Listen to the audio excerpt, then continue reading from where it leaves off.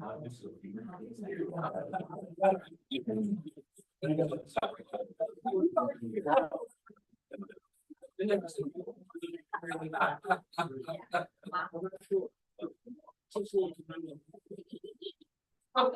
look at.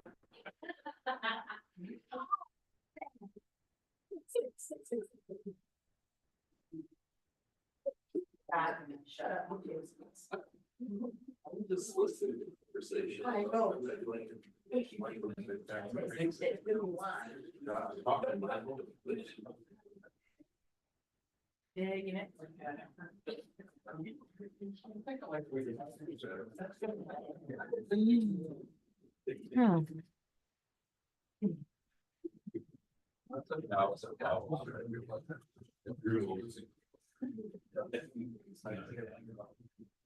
It's kind of let it go. We'll do a moment of silence.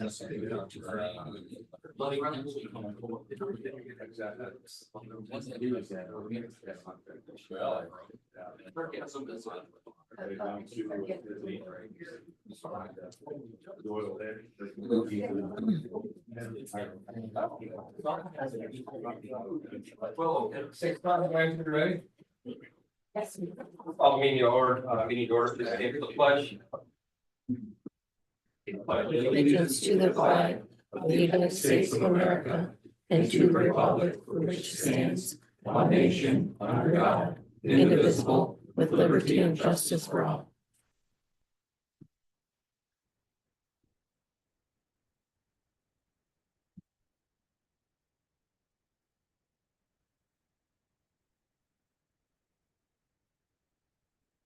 Roll call, please. Thank you. I think it was that gentleman. Okay, please. Roll call. Mike Gunner. Gwen Dusa. Here. Bill Gritzmaker. Here. Sherry Luce. Here. Ken Nichols. Here. Eric Rogers. Here. Timothy Waters. Okay, first, item are to approve minutes from previous council meeting, May 12th. Move to approve the minutes of May 12th, 2025 as presented. Motion Bill, second Sherry, to approve the minutes of the May 12th, 2025 council meeting as presented. Any correction, questions? If not, Lisa, call roll. Tim. Yes. Gwen. Yes. Eric. Yes. Ken. Yes. Sherry. Yes. Bill. Yes. Mike. Yes. Motion carries. Up next will be any presentations and communications, anything, Danielle, here? I do not have any. Okay, we'll move on to approving the agenda for tonight's meeting. Move to approve the agenda as presented. Support. Motion Eric, second Bill, to approve tonight's agenda, May 27th, 2025, as presented. Please call roll. Ken. Yes. Gwen. Yes. Sherry. Yes. Tim. Yes. Bill. Yes. Eric. Yes. Mike. Yes. Carries. Up next is public comment. Jackie, sounds like you have a comment. Jackie Bates, Blissfield. I just want to thank Nora.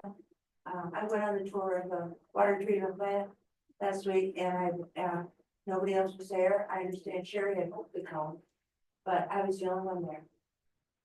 Two other people had signed up, but they didn't show up. And I think it's kind of sad that so many residents complain about the water.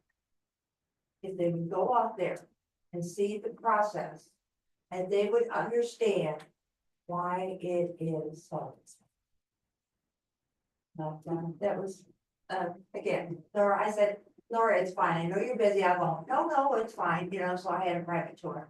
So just thank you, Nora, and all the staff out there at the water treatment. It was enlightening, you would say. It was enlightening. It was enlightening. You going out there and what you I've done wanted it to do. before. This is my second time to do it. A refresher course. Thanks, Jackie.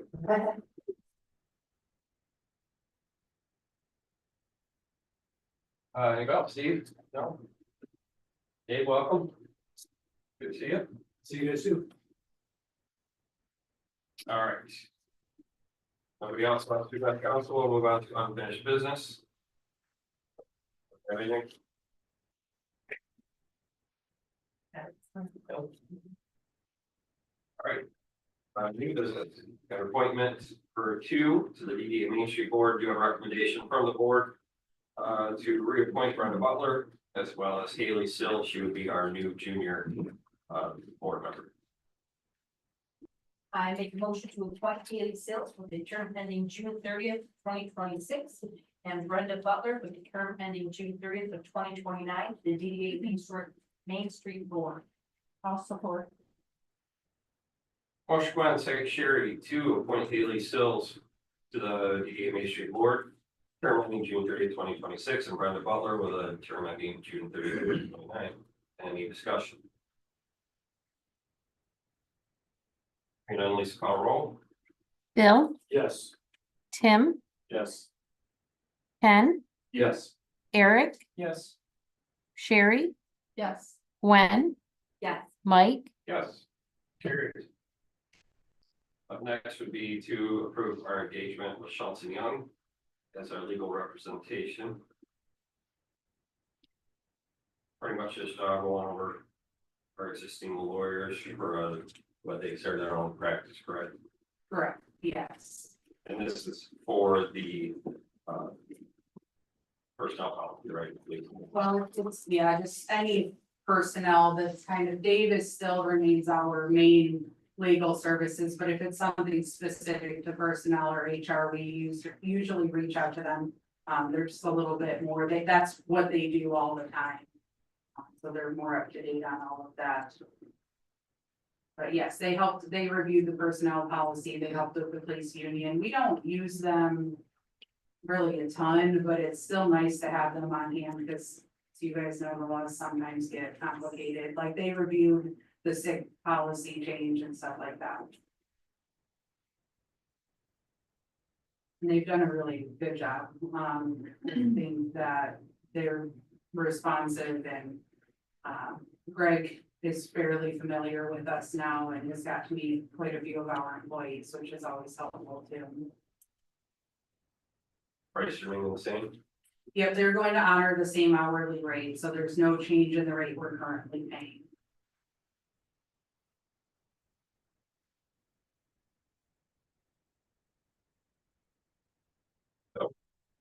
Move council to approve the engagement letter as presented, authorize the village administrator to execute the engagement letter on behalf of the governing body. Support. Motion Tim, second Bill, to approve the engagement letter as presented, authorize the village administrator to execute the engagement letter on behalf of the governing body. This would be to engage with Schultz and Young for personnel lawyers. And the comments, questions?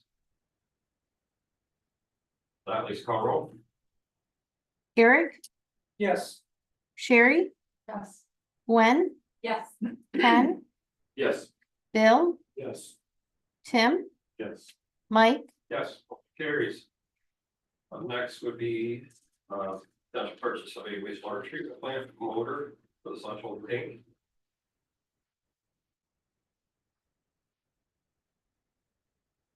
Recommendation from Steve, anything else? You guys, Steve, here if you have questions, I'll look at 29,000. Should make that mixture much more efficient, right? And it'll actually make it. Make it work. Make it work. Yeah, currently the one that was installed brand new as part of the project. We'll get into all of the details on that, but the one that was installed. They came back with a whole different ideas on why it didn't work. It was sent to a company in Warren. You say, who is they, Stephen, you say they? The general, I'm gonna use a general contract. Okay, that's what I was curious about. Okay, because I'm trying not to get too much into. Okay. General contractors was installed by F and Sylvan. Well, I feel like hooked up, my Transtar, everything was approved, it came to do the startup. The initial startup, there was enough sludge in the tank, so that was put on hold, so. But it wasn't working from day one.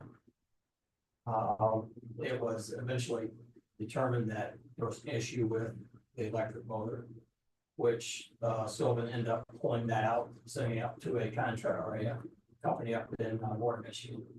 They went through the electric motor, determined there was issues with that, which we thought should have been on the contract since we were brand new. And once again, there's other issues with that, so I'll try not to get into too much on there at this time. But, it never worked. It was literally in there for less than a month. And it was pulled out, sent up to, Warren to have the company go through that. They determined, that the windings in there are no good, so. And it's still there. And it's Too. still. It was never shipped back to us.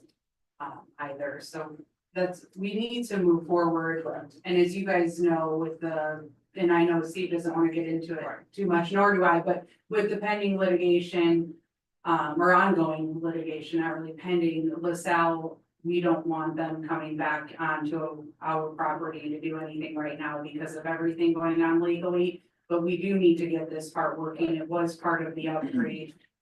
So we have the two different options to repair the new. The new is a little bit more, but it includes the 1-year warranty opposed to a 90-day. And FM Sylvan has indicated that they're willing to offer the 1-year workmanship warranty as well. On top of the actual like manufacturer 1-year part warranty. And then this will be included in our information back through the lawsuit and counterclaims, things like that. But again, our goal is to try to get all of the things wrapped up. And unfortunately, because of all the legal things happening, we are kind of stuck taking care of this. And like I say, we couldn't say, we're not, shouldn't be saying a whole lot at this time until things get going there. That's just kind of, I'm kind of vague on a lot of this, and I keep it that way from that standpoint, but like I say, the 90-day versus, like I say, the project was brand new installed in there. It should be a new one, if you get a 90-day warranty. You're gonna be back in the same boat you were before, because, that. Days, it'll wait till day 91. Yeah, exactly.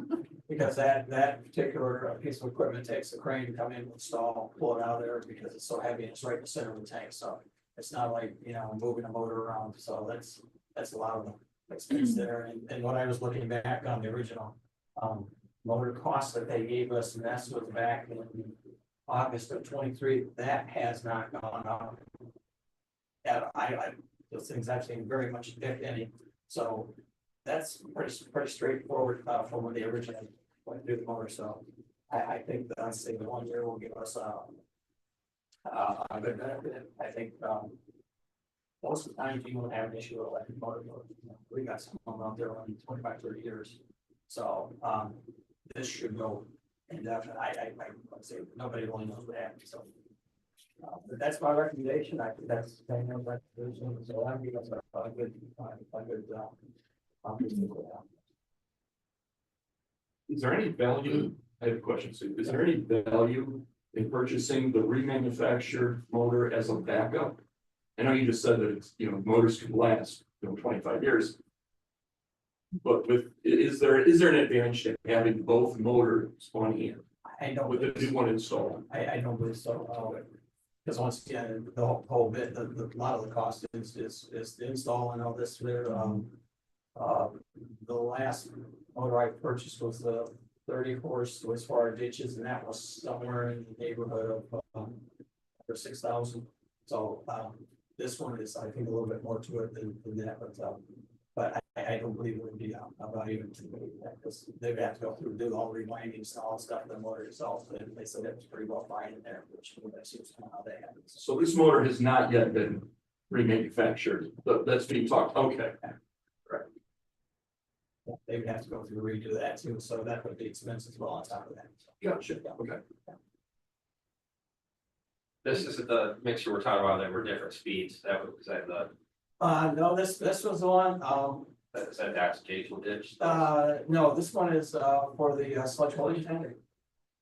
It's just one. It was part of the project, there was just the one in the larger holding tank, the 400,000 gallon holding tank. It keeps that mixed up, keeps from everything settling down there, so.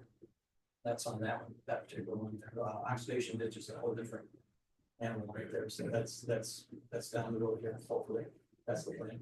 Are we having issues with that mixer not running with the sludge? It was taken out literally after it was put in for less than a month or so, and it's sitting up in Warren right now. It has not worked. But I mean, the tank itself. It's, yeah, we have, you have, blowers that put air into the tank, and it keeps the air going to that too as well. And that keeps it mixed up, but that mixture really keeps the solids from settling to the bottom, and so even when you're, on sledge out there, everything's going out instead of having toast down and then go through a mess there, so. And I don't know if you recall, we actually, the aerators were leaking at the joints in some of the areas, and that was new to the upgrade. And that was one of the punch list items, and FM Sylvan did come back and complete that work under the existing contract. We didn't, there wasn't an additional fee for that, but again, because it was a punch list item.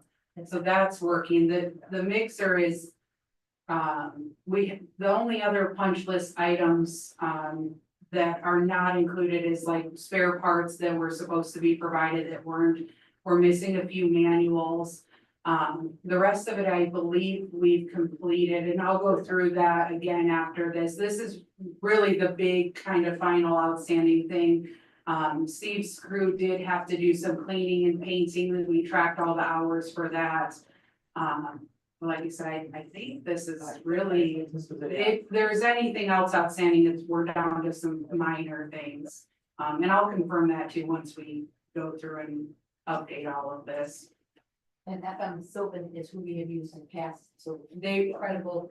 they were They the, did a nice job, yeah, and they're familiar because they were the subcontractor too, so they know about the project, they know the installation specs and all of the stuff. They did the install, and they also were the ones that took it out as well, that set it up too, but with whoever they use up there in Warren to do the inspection, so. Yeah, so they're familiar with the place, the project, I hope that, and then, like I say, a lot of the guys that work with, they're good working with us, and they seem like they're, on top of it, so. I would like to, I think these guys would do a fine job. Currently, we do not have a mixer in that. Correct, yeah, that's correct, that is correct, yeah. And then the workmanship warranty that they would provide from FM Sylvan, is that for the workmanship of the installation? I believe so, yes, install, make sure everything's right, that if anything goes wrong, presumably within that year, they will come back and take care of it.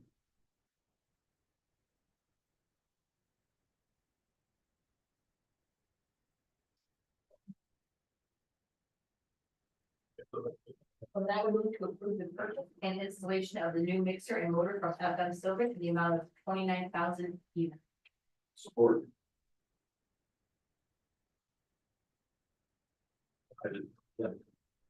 All right, motion Glenn, second Ken, to approve the purchase of the installation of the new mixer and motor from FM Sylvan for the wastewater treatment plant in the amount of $29,000 even. Any further discussion? Now, please call roll. Sherry, Yes. Bill, Yes. Tim, Yes. Eric, Yes. Ken, Yes. Gwen, Yes. Mike, Yes. Motion carries. Send agenda, potential purchase of key fob system for the village hall.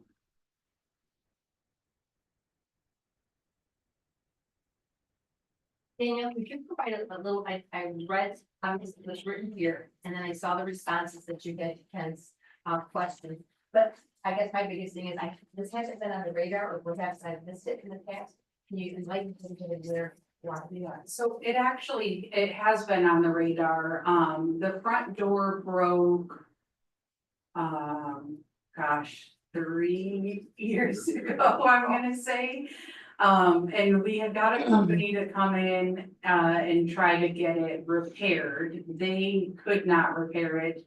They said we'd have to replace it. And at that time, they gave us a quote for just the front door.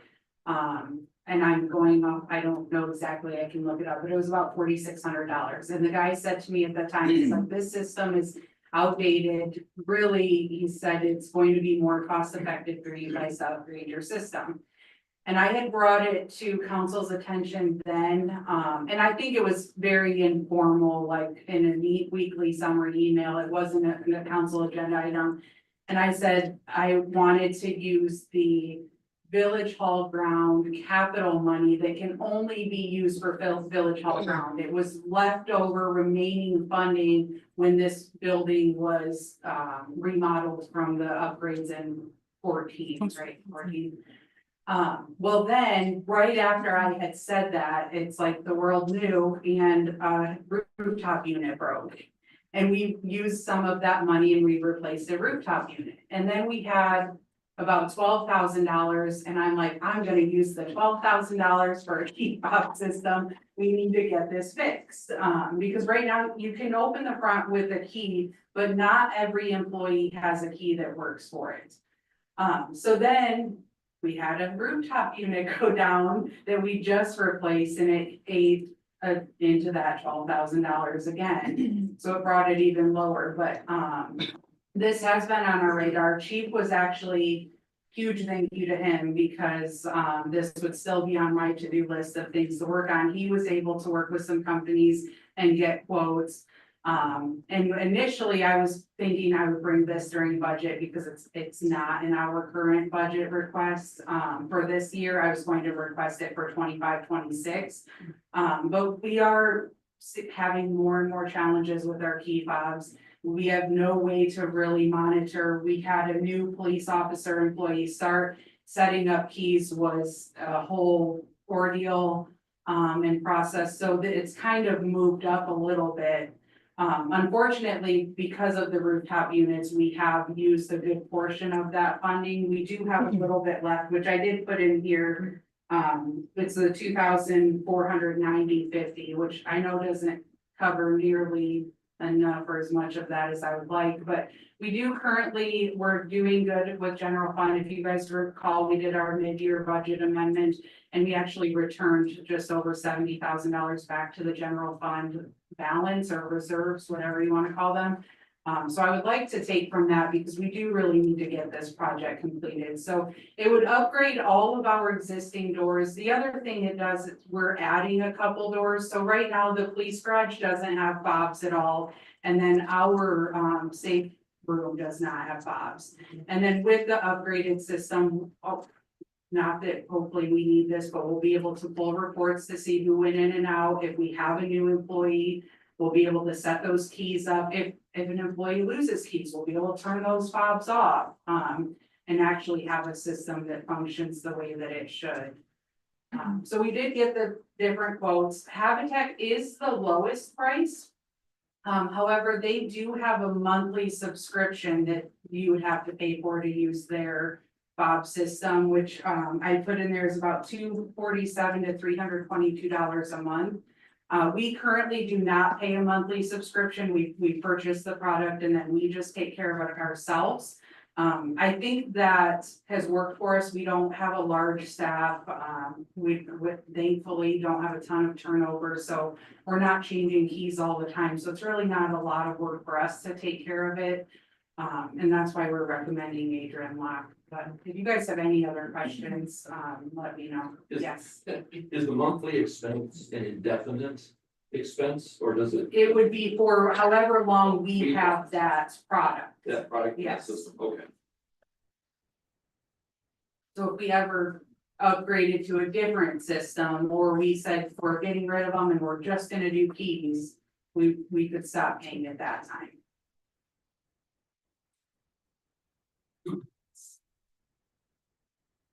I would move to approve the purchase and installation of the new fob entry system for Village Hall from Adrian Locksmith in the amount of $16,635.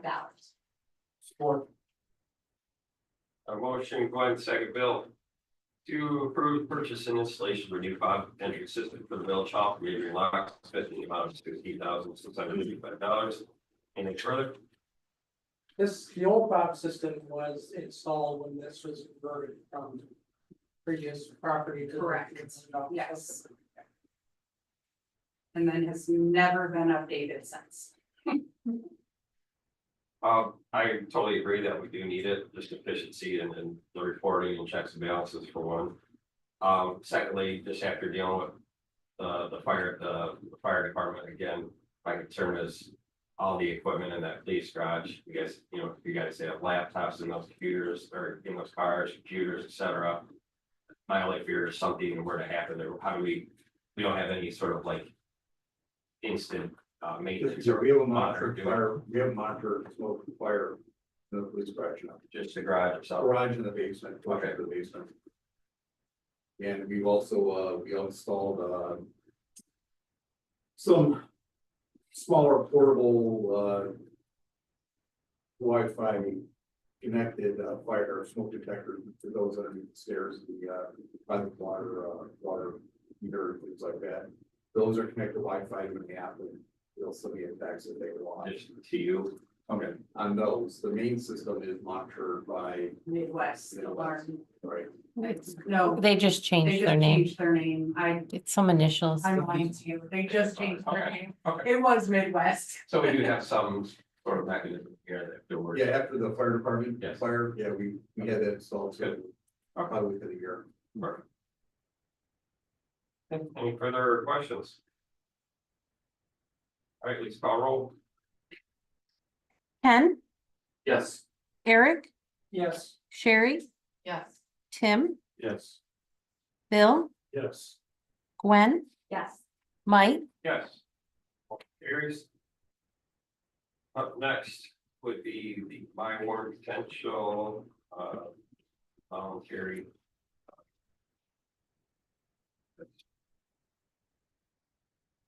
Mutual aid. Mutual, well, okay, so it's like, okay. Do we want to be part of it? So there's no cost to join this. There is no commitment. We can be my Warren members, and if somebody calls for equipment or assistance and we don't have the capacity or ability to respond, we can decline. But it also gives us the ability, if we were in an emergency situation and needed help or needed a pump that we couldn't find, or was going to take 16 weeks and we needed it now, we could reach out to the members in this.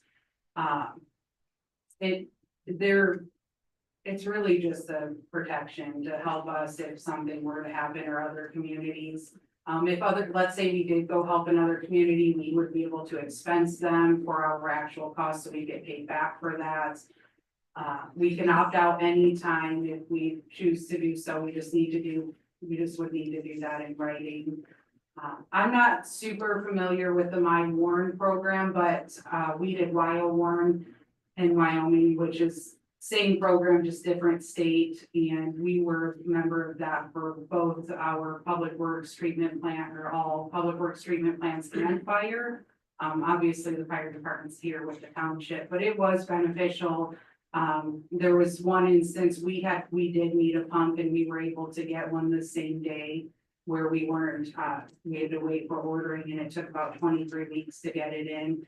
And then numerous times our fire department went on assistance calls for wildfires. So there is a lot of benefits in an emergency. How did it come about now? Nora actually went to training and they talked about this program, and she brought it back and said, hey, why aren't we in this? And it might be beneficial to us. So it's coming to you guys. So it's much like Mavis, which we're part of for like a natural disaster or something like that, but this is just focuses on what water, wastewater, only In public works. public works. And if we were to contribute, we get reimbursed by whatever this entity, is that how? that works? It's whatever municipality is, we're going to, so, I mean, let's just, for an example, say it's Dundee and they need assistance because they have a water break on a 26-inch line or something, and we send employees, we would then bill Dundee who would pay us back for that cost. So in the interim, we would pay our employees' wages just as we normally do, and then it'd be a reimbursement back to us. Sounds like the neighbor policy, basically. Yes. Yeah. With reimbursement. Yeah, it's phone tree is really, we're saying, hey, all of our resources, this is what we need. Who out there has something that can help us?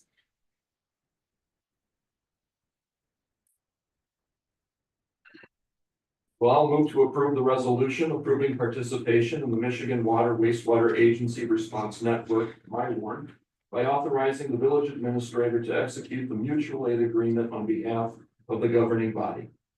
I'll support. Motion, Ken, second Sherry.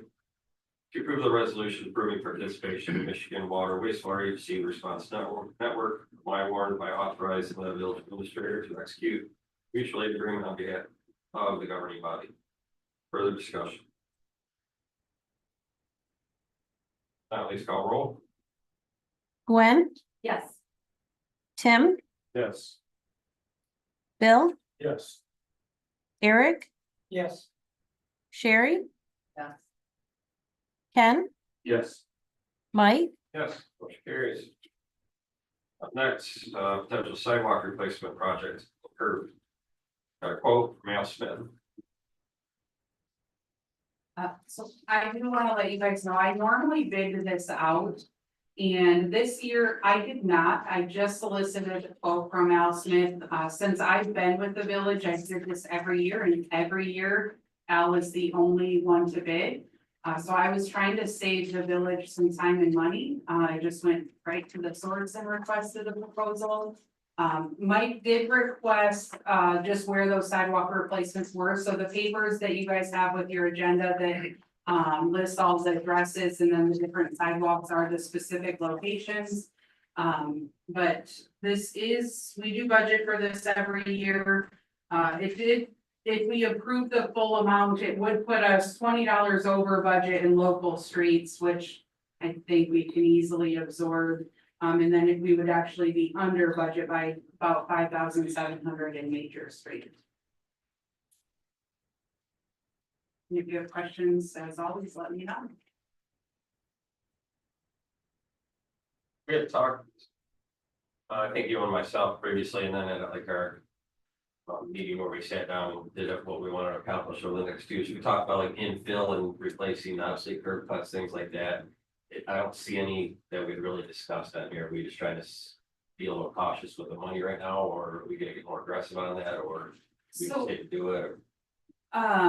We've been working on a plan, and I was just talking about this before council too, and I think my days are really getting messed up. I want to say it was 2 or 3 weeks ago, I had emailed you guys as well, because the MML risk assessment came and met with us, and one of the big things he talked to me about was sidewalks. And I know you're talking about curb cuts too, but so he had talked to us about some things that they're seeing across their the communities that they represent, and sidewalk claims is one of them. So I've kind of moved that up our list. That's a big reason we've not done anything, is we were trying to get that plan formalized and finalized before we moved forward. But in the meantime, we didn't want to stop maintaining the sidewalks that we have and make sure that we aren't having hazards.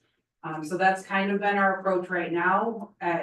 I'm hoping to have that plan to you guys.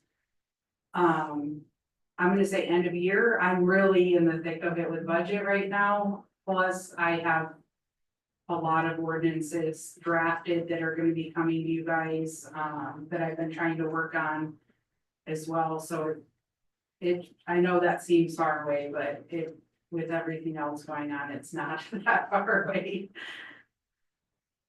I do like the specifics. I appreciate you asking that question. I did talk to Al when we were down at Larry's after that issue, and he thought that this was an efficient way to do it, but he thought it would be cheaper or more productive in the long run to just go through and start taking them out and raise them, just because a lot of our sidewalks are almost below curb grade, so everything kind of just washing in. He thought, rather than piecemeal here or there, much like Danielle alluded to, we start with a plan and we just start and, we're gonna do this block and redo the entire section, raise them up, get them properly, get it draining and slope better, because, as time goes on, with the grass mulching and things like that, it just builds up on each side.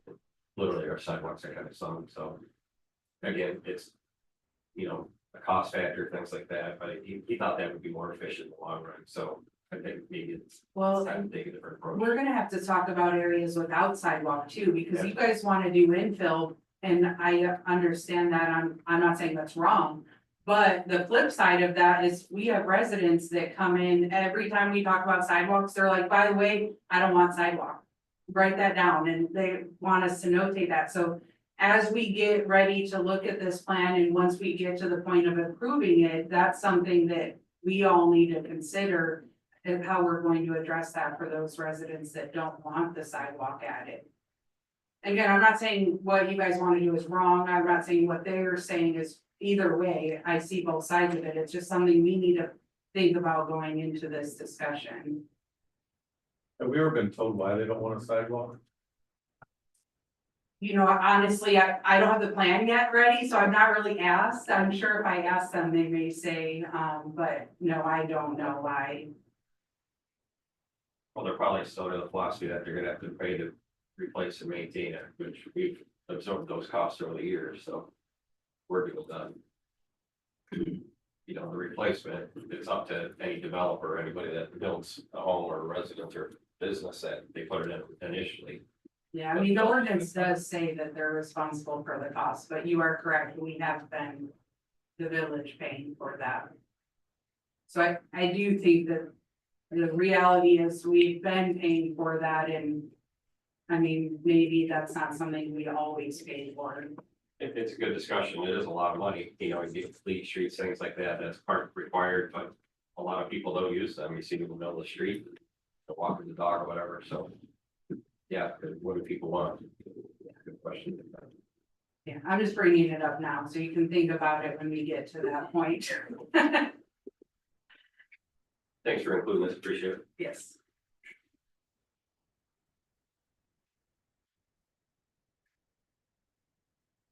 Well, this here is just replacing something Yes, that adding.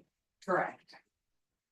Move council to award the sidewalk curb replacement contract to Elspeth Construction at the unit rates of $10 per square foot for 4-inch sidewalk.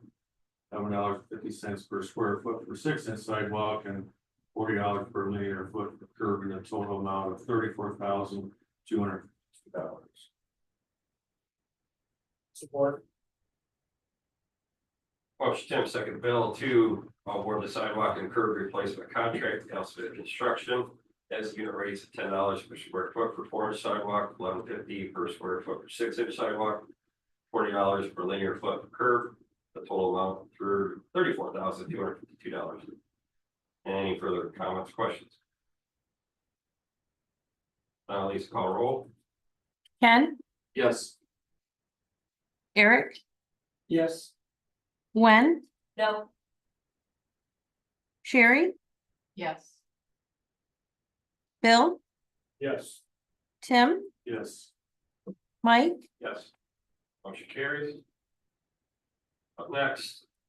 Got a few River Race Festival requests here. First one's for fireworks.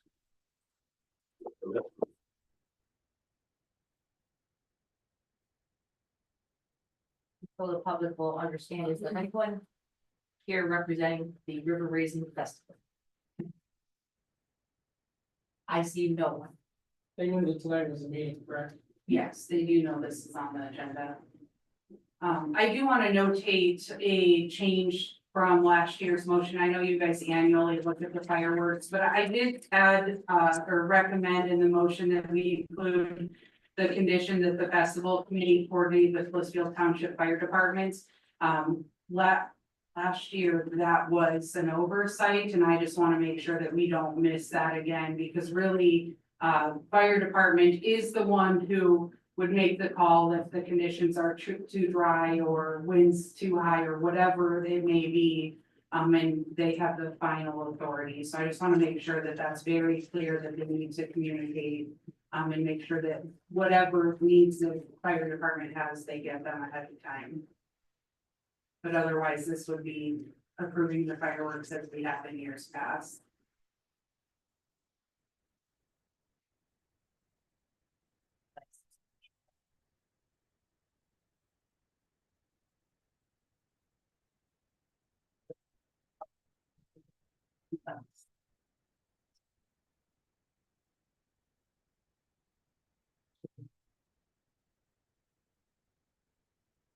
Request the same show as previous years. Same number, same launch area. Same launch area, yes, I think it's even the same company that did it last year, if I recall correctly. I attached their insurance, they've already provided that. And I'm going to communicate this with Chief Rucci as well, but following tonight's meeting, if this is approved, but. Again, I would really like to have that condition that they also make sure they're communicating as the committee. I move council to approve the fireworks permit for the 2025 River Race Festival event with the condition that the festival committee coordinate with the Blissfield Township Fire Department. Support. Motion Tim, second Bill to approve the fireworks permit for the 2025 River Race Festival event with the condition that the festival committee coordinate with the Blissfield Township Fire Department.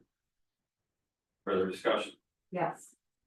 I have my little speech ready to go here.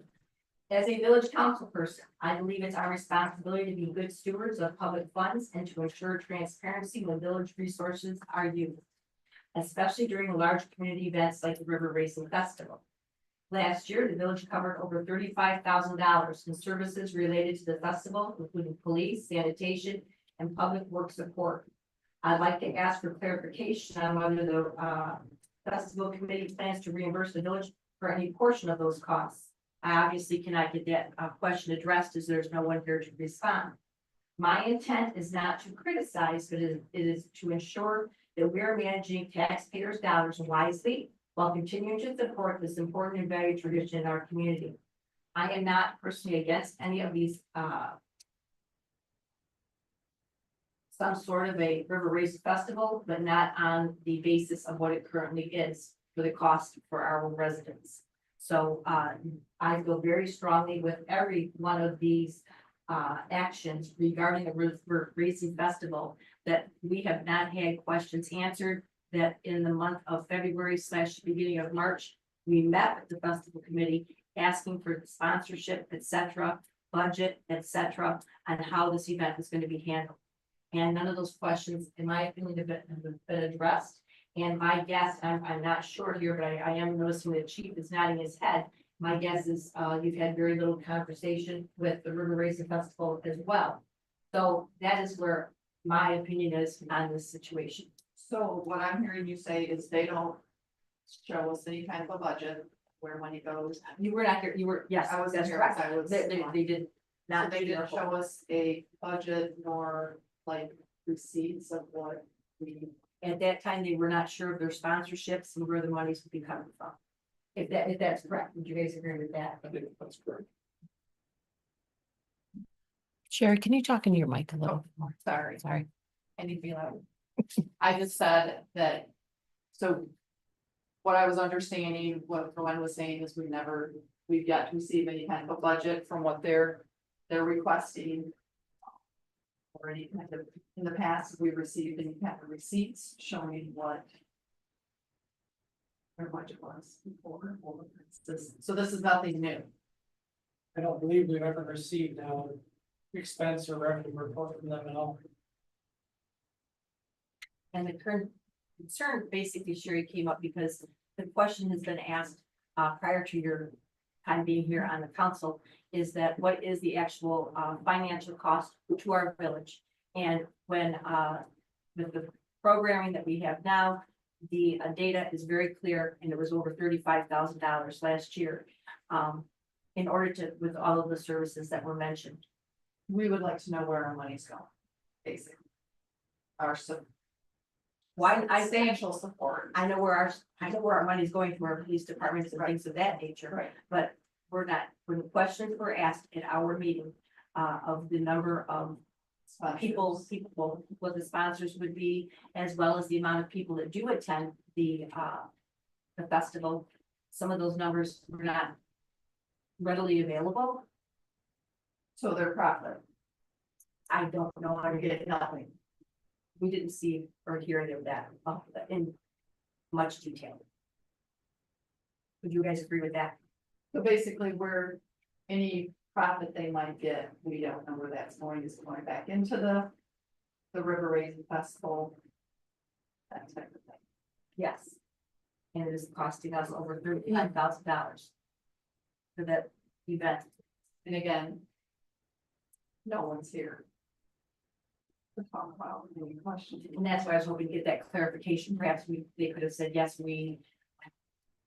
Just say, for example, 10% of our profit will be coming back to the village of Summerford. Or we've already talked to the police chief, and we're gonna go ahead and, the police, let's just pretend we're $15,000. We're gonna go ahead and we'll give the village $5,000 for the, for having the police department there. None of those discussions have occurred. That's correct. So I do want to add that, my understanding from talking to the festival in the past is that they used to reinvest their profits into Blissfield, so they funded some electrical upgrades at Ellis Park. At one point, I don't know the years of this, it was before my time, and the last, I don't know how long, at least since I've been here, they've not had monies to reinvest back to the community. Again, I don't know exactly when that stopped or they weren't able to do that. So who are the people that do the festival? I mean, I've been a non-resident for years, coming to the festival and enjoyed it and stuff. So who are the people? I mean, we have our own boards that we do within the village stuff. Who does the river raising? So they do have a board. Yeah, they have a president, a vice president, a treasurer, secretary. That they all have their roles and then they have a volunteer base outside of that that's not actually on their board as well. Very small committee for what they do put on. Not a lot of volunteers, not a lot of contribution to it, so. A lot of work for very few people, much like we're used to. Right. I just didn't know who actually. I don't know about that. I would disagree politely, Mike, that I do think that, currently, a lot of our events, a lot of our, things of that nature, I don't think we're having that much difficulty getting sponsors and people getting involved.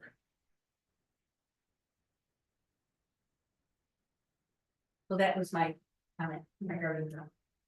Thank fireworks. Okay, anything further regarding fireworks?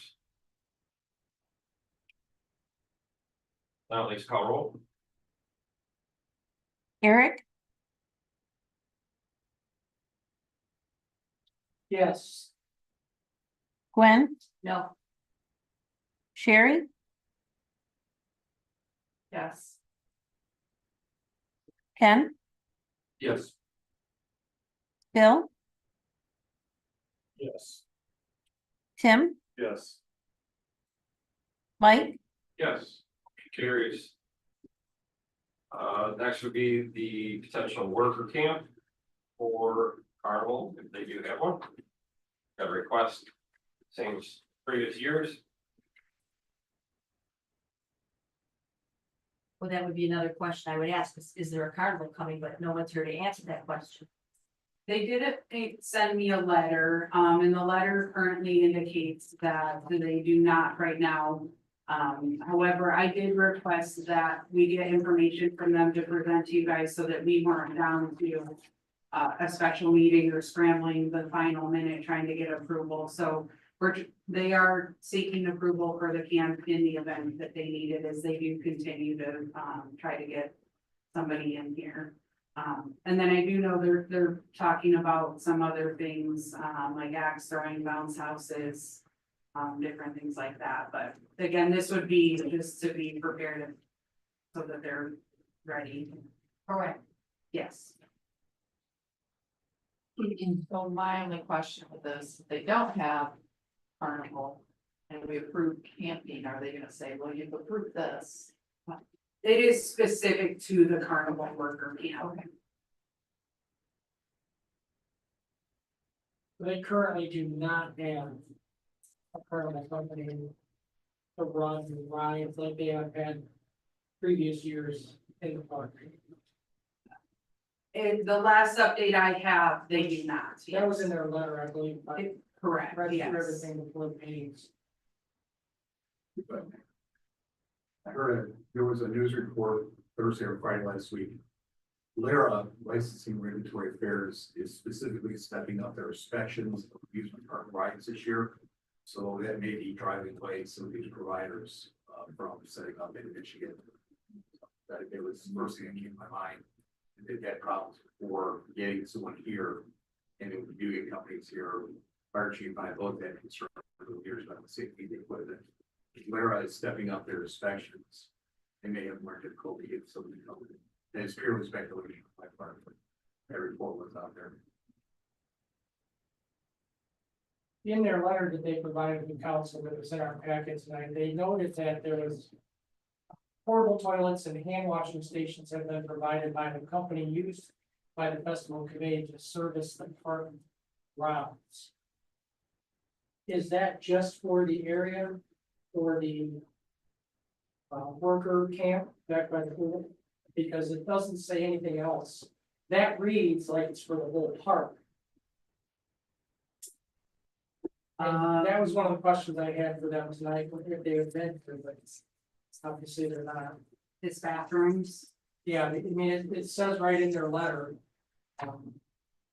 That they have. So I think it's because they have problems before. Says financial impact, it's on page 6 of our. Packet, it says the village will incur costs of labor, well, that's law enforcement, again. We go down to where it's actually at, is there, it's in the camping request it's in letter. their camping request letter. This page 57.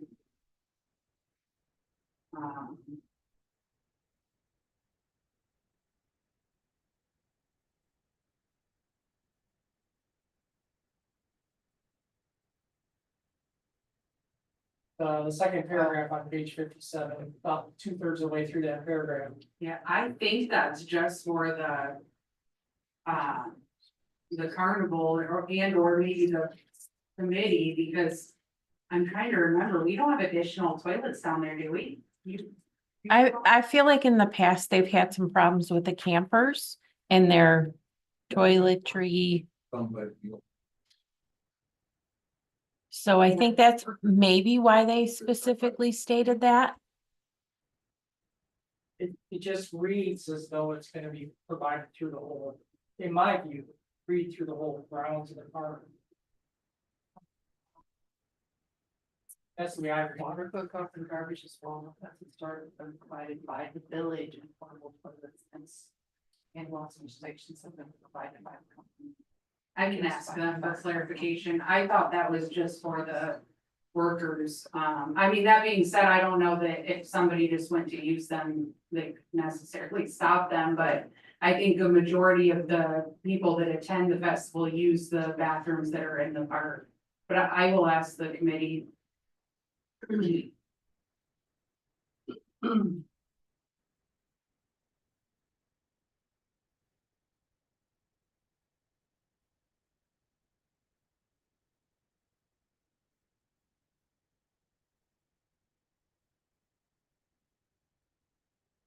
And with the village costs that they're, the village has in the past paid.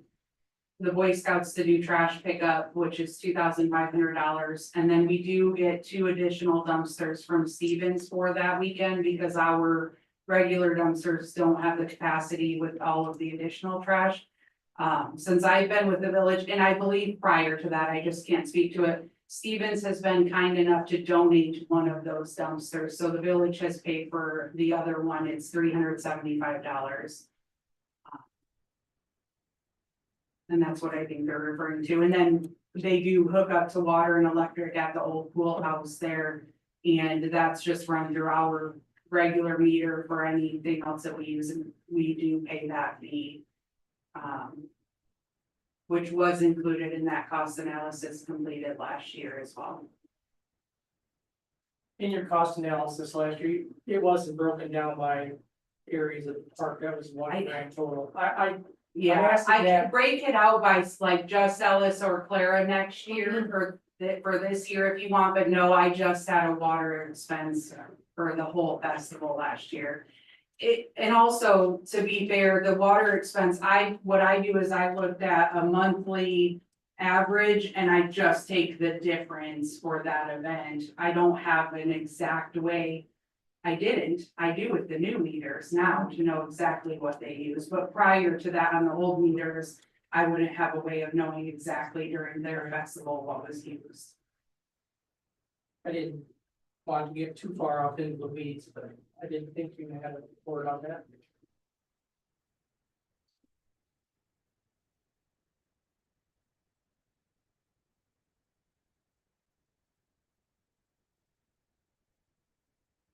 Anyone want to make a motion before we have any further discussion on that one?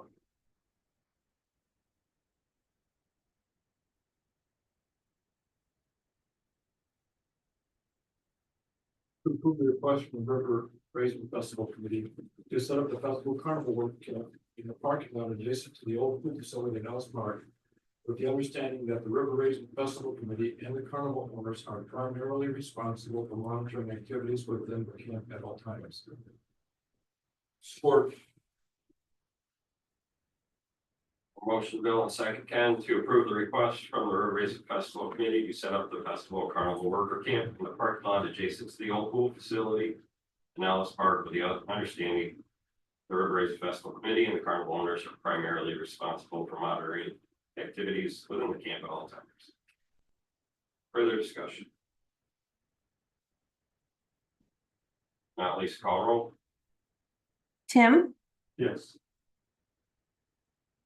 Sherry, Yes.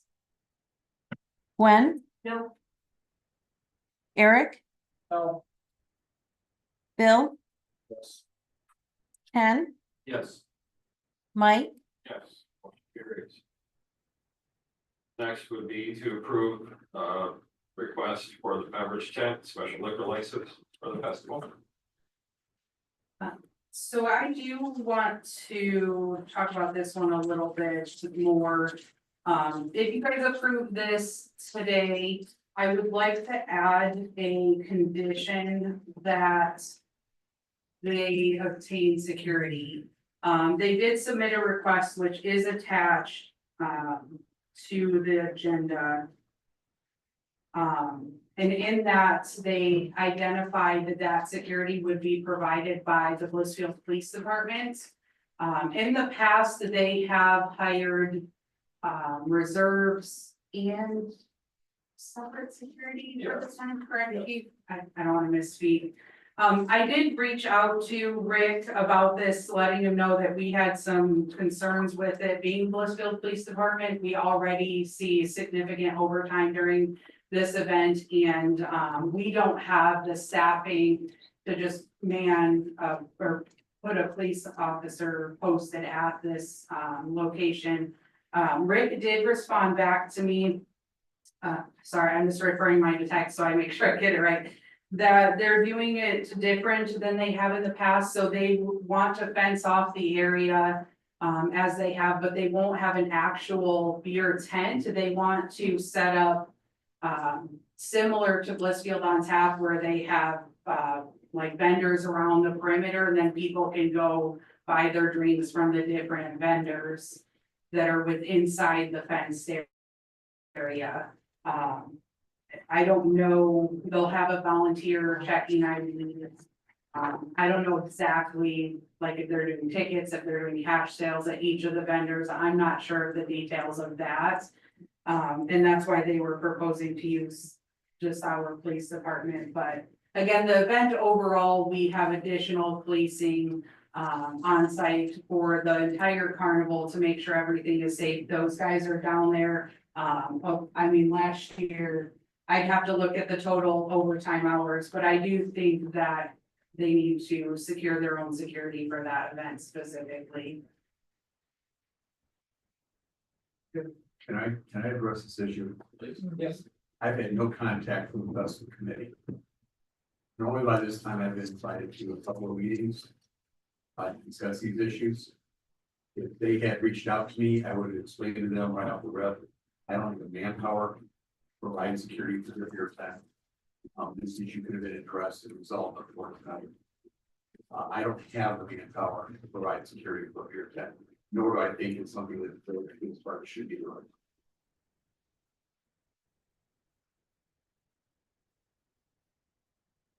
Location what they propose for the tap, no tap area.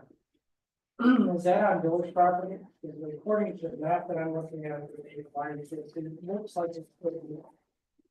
It is on village property, so I don't love that map they provided.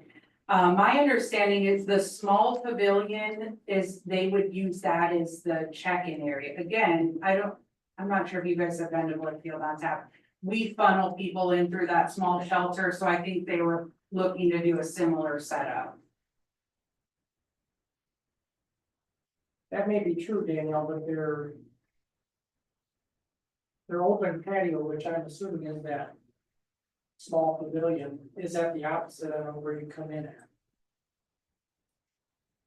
Yeah, I don't know what the patio is, because it shows the tent too that is also not there now. So, and then, yeah, go backwards. Yeah, maybe that is what the open patio beginning to figure out. Well, I was struggling, so I think this is a small shelter. Like Rotary here, that's the small shelter. And then there's some. It's not over, but even. And with that ordinance amendment, there's not an issue with it being on the village property now because we do allow that, obviously, so. It has to be approved by you guys on the property, yeah, and then they would have to But get their special. restrictions and stuff don't matter anymore regardless. Correct, yes. Blissfield on tap or any of that, so. Do we have security for Blissfield on tap? So we have in the past hired, we actually worked with Cambridge Township one year. But we do hire, this year, Dave Luce is coming in, he did last year as well. He's not working security, he's working as a police officer, policing the event. Security checks IDs, keeps peace within the perimeter of the facility. That is not our job, right? That's not Officer Luce's job. Cambridge Township. So they're there to police the event and to keep it safe. They're not there to check IDs and make sure that underage drinkers are being served. I agree, but if we're allowing, I just want to get. it's not actually oranges, but if we're not concerned about Blissfield on tap having security, why are we concerned about the River Race Festival having security? There should be security, I think, regardless, but we need to be fair across the board, right? Or we keep going across the board. Security versus police. It's some presence. Right, yeah. There should be security there to do the checks and balances, especially the police there to do their job. They're not there to babysit or check, like you said, check IDs, let people in and out, etc. They're there to do their job. The security is there for, like, something happens right then and there, that is their job to do that. And that should be for any event like that out there. I think we can do this, but I think there should be a minimum of 2 security officers dedicated to anytime that's open. 4 p.m. to 11, they got it wrong, there's 11 p.m. not 11 a.m. But there should be at least 2 security officers dedicated to that portion of the event. And just safety wise, again, we don't have the resources. Those are the guys dedicated to handling anything that happens right then and there. If they have an issue, they call our police and then they back them up. But if we're gonna be the same for one entity, then it should be across the board. We should require that for any other entity, whether it's our function or whether it's somebody else's function. Blissfield and Tap did have, they hired security, I believe, the first and second year. And there weren't any any incidents. Yeah, I was asked about it, I think it was only last year, they looked up security. Last year was the first And year. a lot of that decision, I think, was based on Fell, like people that's different, but it's. Yeah, it's I mean, Blissfield on tap ends at 9 p.m. It's much earlier, it's a much more calm, kind of. It's completely different feel than historically what the festival of your tent has been. Now, my understanding from Rick is he's hoping to change that, but again, I don't know what it'll look, I just have past years to go off of. And I'm not saying here demanding they have security, I am objecting to them simply volunteering the police department to do their job for them. If they wanna, secure it themselves, to check ID themselves, that's on them. But to say, well, we're just gonna use the police department, there's no communication with me. I don't have the resources to do that, I don't think it's appropriate to throw something else like that. I really have an issue with everything that's on our agenda tonight. Involving river racing. Again, I like the river racing festival. I've attended many, many years. But we have questions and nobody to ask. We have a letter. That we can't even ask a question like. Interpretation. Because everybody could read this letter and interpret it in a completely different way. And I agree with you, Chief, we shouldn't be. They shouldn't just depend on our police officers to be there if something should happen. Well, that I just. No, I get you, and I like. I just. I don't know. We're approving things when we all, if not all of us, some of us still have questions. You don't have to Every prove, one of you don't these. have to prove everything at all. You have that opportunity I to know. make your choice. I know. And I wish I could change some, but that's. The more I say yes, the less I'm happy with what I've already proved. In my opinion, in my own opinion. My God. I mean, it'd be nice to have somebody here. That we could further ask questions. 'Cause I have a question. Is this something that we could, table until the next meeting and encourage them to come? You certainly, I mean, yes, it is always council's pleasure to, I would recommend you postpone, not table. I know it's silly, but. Okay, yes, I understand. So we don't have to take it off the table, but I can reach out to them and let them know. With the liquor license specifically, they have to have it submitted, more than 10 days prior to the event. Otherwise, the Liquor Control Commission won't even consider it. So I mean, you're still, We're talking less than 60 days yeah, for the event itself to take place. no, it's not signed. Yeah, we need to just.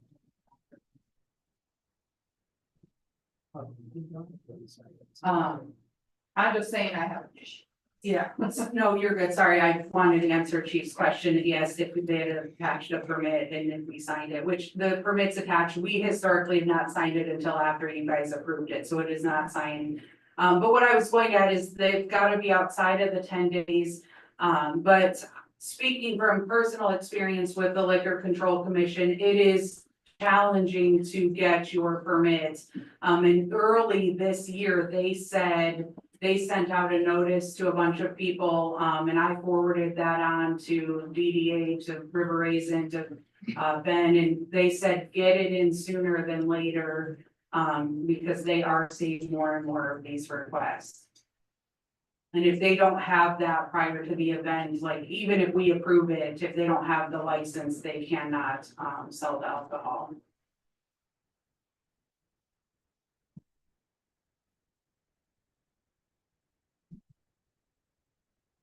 Yeah, that would be my fear, is holding up and then when they don't have time to get it pulled through. But I totally agree with a lot of the council members, so. I mean, this is a big event, somebody should be here. Where we could ask questions. And I should have said something.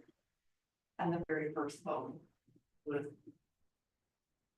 Well, we can also dictate, you know, we're the ultimate decision maker on that. So again, you know, we can add conditions to where, you know, they have to provide that security or, you know, where it doesn't happen.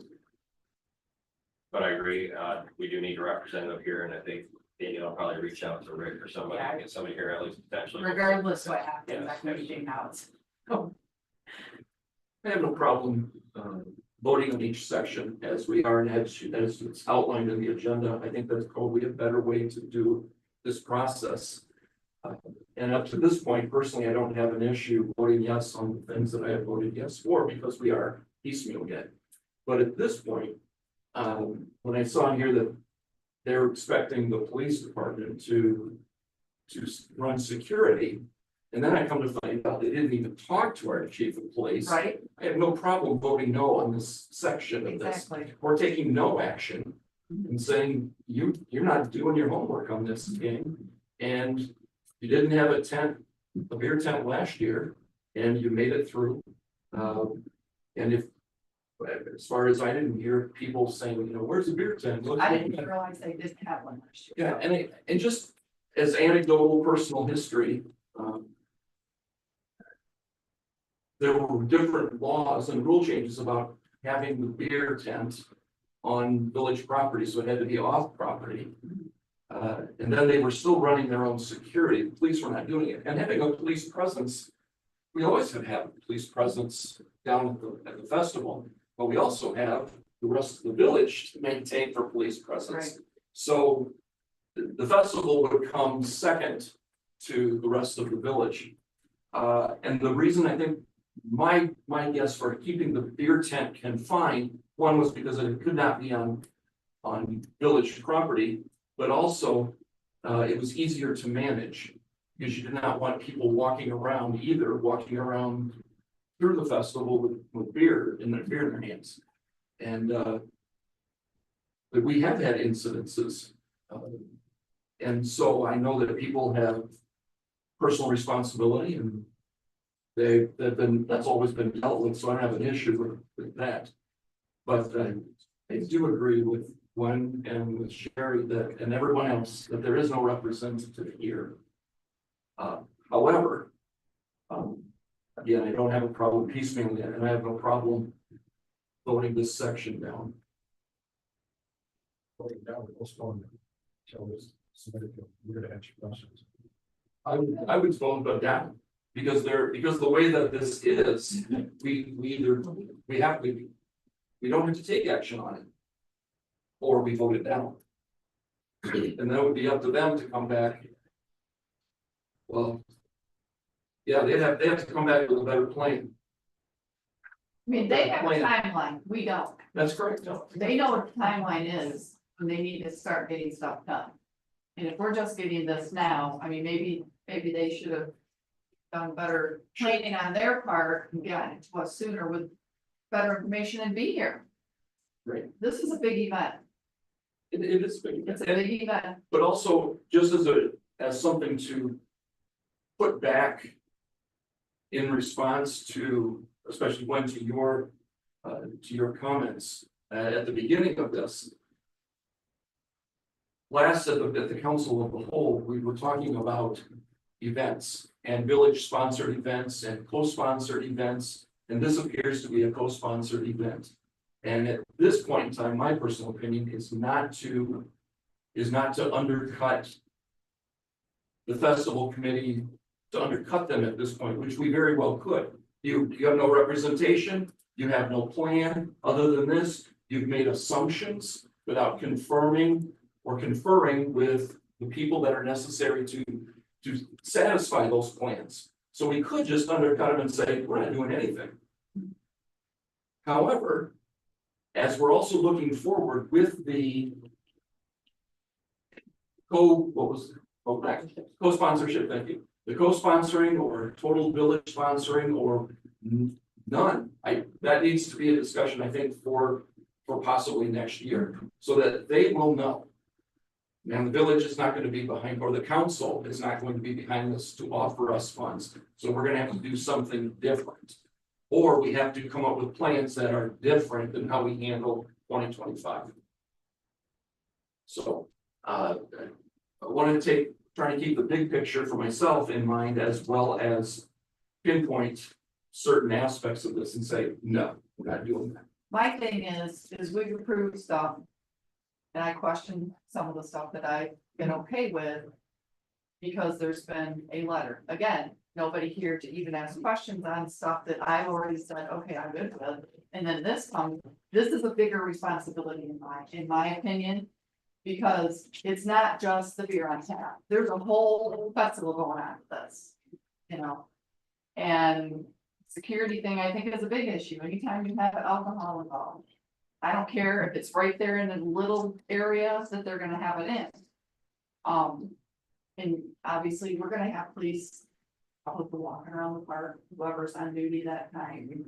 And I just think it's a bigger responsibility. Because the festival will go on, and there's like very minimal information here. And that, Right, and they've not contacted the chief. That's correct, I agree with that. I The have- only thing I would disagree with is, I don't know that we've ever required or requested that they have security that goes beyond the tent, beyond the beer tent. Have we? Yes, in fact, that's another issue that hasn't even been addressed yet. Again, only about this time, we've had discussions, and when Marshall was running it, it'd be nothing to pick up the phone and talk. She'd call me, I'd call her back. Easy to get a hold of each Very other. easy to go. I've had zero contact and been invited to any meetings. Securing this event as far as access points, okay? There was an assumption last year that we were gonna man the hill from Pearl Street going down to the park. That's a false assumption. I don't have that manpower. We don't have the manpower to man the main gate. In the past, they have either had a private security company or Lenawee County Sheriff Reserves come in and do that. I don't know what they have planned to do that. Last year, it dropped like a bomb. They were expecting us to man those posts. That's not happening. And last year was a bit, was haphazard. We had vehicular traffic down in the park that's normally prohibited by barricades.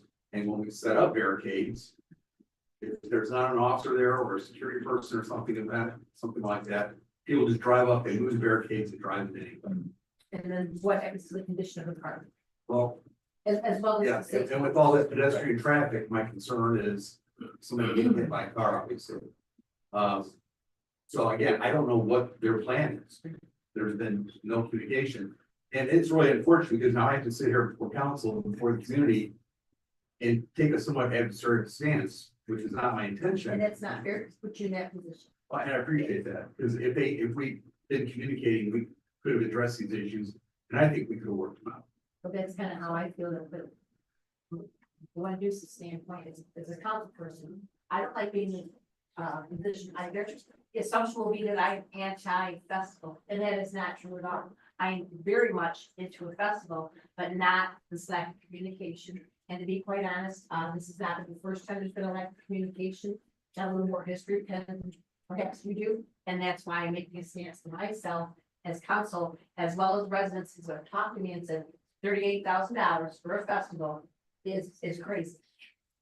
So I represent that. Understand, okay, well, thanks for the correction, Chief, and Mike, and for the history, thanks. Parking is a lot of it, access to the parking, limiting, those that need to come in, the vendors, the fire department, et cetera, that kind of thing. So yes, it is critical. My point is though, again, we're not reinventing the wheel here. They've done this before. Am I okay that nobody is here representing? Absolutely not. I think it's totally unacceptable. But again, it's literally the same as previous, same as last year or those previous years, last year, whatever.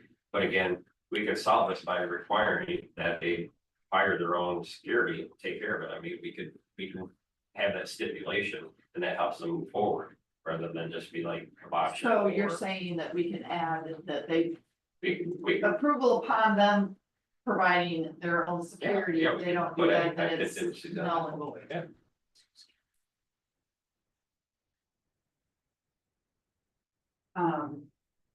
I do agree with that you can add any conditions, reasonable conditions that, we want to put on there within your motion. I would just, for staff purposes, if we want to add that condition, I would just like to know what it is that you want. If you want a security plan, you want confirmation from a company that they've hired them. Just so we have some guidance for us. And then previously, you guys were talking about, like not voting the motion down and some different options. If you guys vote the motion down, it can't come back before you.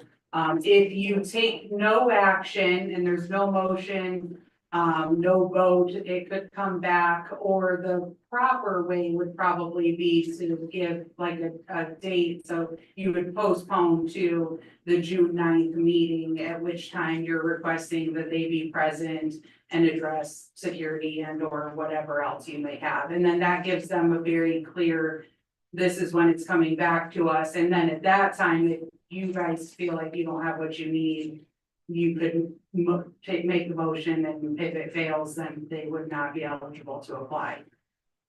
So really, those 4 are the conditions, but if you have questions, and Dave can help with the motions too, so. Can I ask why they didn't have one last year?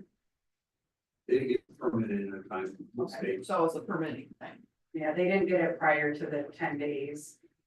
And I actually think they did in the last 2 years, have a year attendance, correct? No, they had it the year before. So there was Be together. I know there is another year they did. I think it was the year before. I think they skipped a But year. they didn't, Yeah. and had it, and then didn't Yeah. last year. Okay. And that's fine. The last time they had it, they had, I believe they had 2 uniformed security agents there, and it went off without it, there were no problems. That would be my requirement. It would have to be some kind of a uniform security, not some Joe Blow, hey, you wanna come and do security at our beer tent? Yeah, that anybody else could go again. Well, these guys look good, they had classic white shirts on. They were. So people can tell that they were security. Oh, yeah. That would be my requirement. We go through this. Well, then with everything that I said, I mean, I'm willing to give them the opportunity, so I will not make a motion. So that I can vote it down, give them the opportunity to come forward. And please give us a plan of some sort, because I mean, I want to bend but not break. At this point.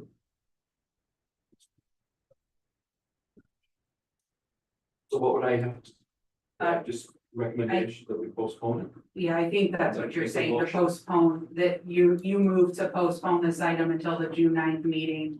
And I'll reach out to them, have them present, and let them know that security is a concern, so then they can, at that meeting, this will be back on the agenda with any new information for consideration, if that's. Highly recommend someone be here for questions. Yeah, I will let them know that too. They knew of tonight's meeting, correct? Yes. I know I've already asked this once right there. I'm just clarifying. Yes. I'm not afraid to break this scab off of this and just vote on it. I would concur. It is what it is. You want me to make the motion? I will. I I don't have no problem making it. Yeah, it is, there would have to be a motion on the floor to vote. Right now, there's no motion for a second. I'll make a motion to approve the request from the River Raising Festival Committee for a permit to set up a beverage tent in Bachmeyer Park from Friday, June 11th, 2025 through Saturday, July 12th, 2025 to operate until 12 a.m. each night with last call at 11:30 p.m. with the following conditions. The festival committee shall maintain at its cost liability, property and host liquor liability, or other appropriate liquor liability insurance as determined acceptable by the village attorney for the festival event and limits acceptable to the village. Name the village as an additional insured under the policies and execute a hold harmless agreement acceptable to the village attorney that clearly indicates that the festival committee will hold the village harmless from any and all claims of injury or damage resulting from festival activities. And the festival committee shall submit to the chief of police, fire chief, and DPW supervisor a revised schematic showing the location, dimensions, and other pertinent information relating to the secure entrance and exit to the beverage area tents, securing fence, as well as the tent and wall screening from adjacent playground from open patio areas. And double security fencing and distance between fences, as well as provide a security plan with the company named and their insurance policies acceptable to the village of Blissfield.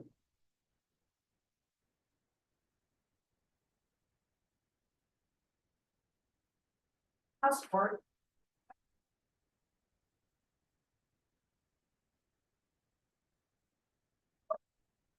Your additional number 3 provide. Security plan, Yep, security, go ahead, no, go ahead, say it again. security plan and the company they choose to contract with provide their insurance policies to the village of Blissfield.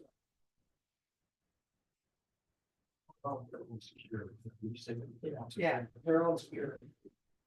The other insurance was covered, so this would be insurance covered by the security. Security plan with a minimum of 2 officers or 2 security personnel.